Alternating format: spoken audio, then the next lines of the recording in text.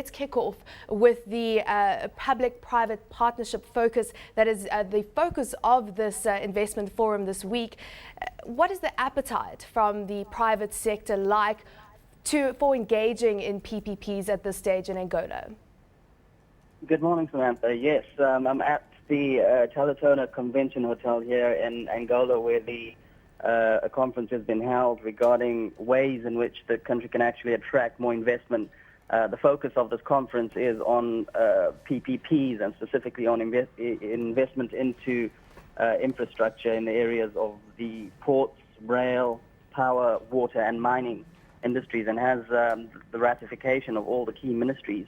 So apart from ANIP, which is the National Agency for Private Investment into the country, other key players who are forwarding this agenda, the Ministry of Economy, Ministry of Mines, Ministry of Finance, as well as the Ministry of Planning. And these are some of the most powerful ministries in the country. The focus of what's come out so far has been on continued expansion and diversification of the economy. The focus has also been on creating partnerships between the government and potentially players in the region.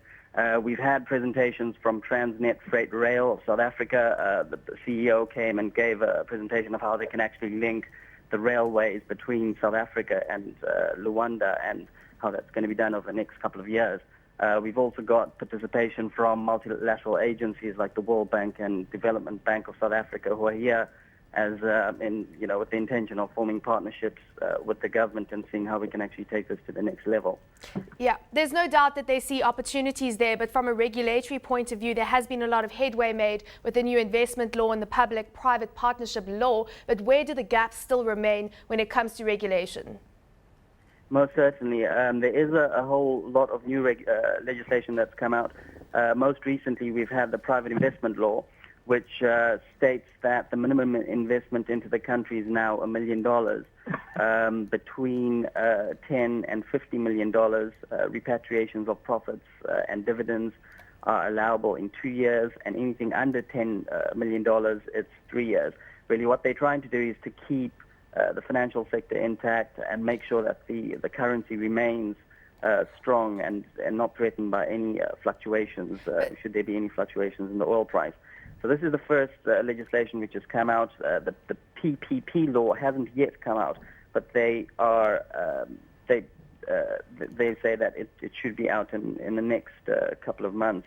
We should expect something that's a lot more concrete. Does that restriction, though, on that minimum investment period not dissuade some foreign investors? I don't think so. I mean, being the most expensive country in the world to operate in, minimum investment of $1 million for most activities is minimal. You'll probably need a lot more than that. But in terms of the time period that they aren't able to take their money out of the country for?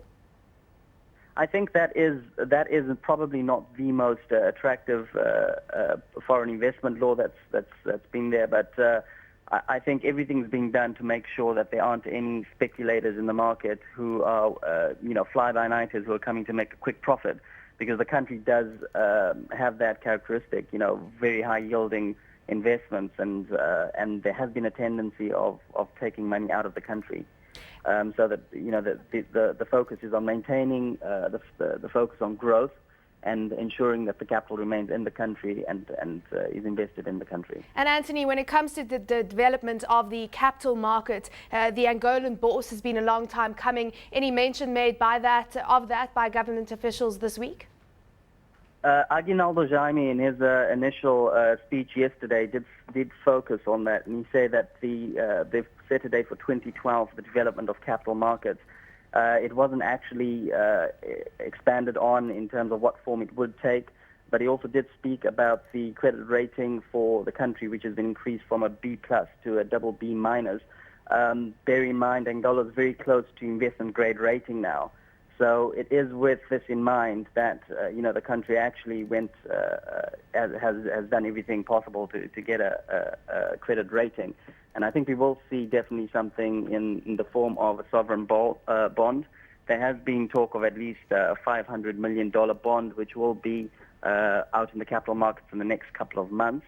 And the idea is to get it out in tranches so that we can get an idea on pricing of the market. So there's really, I think that will be the first steps towards development of a domestic capital market, and we should see more as the momentum gathers.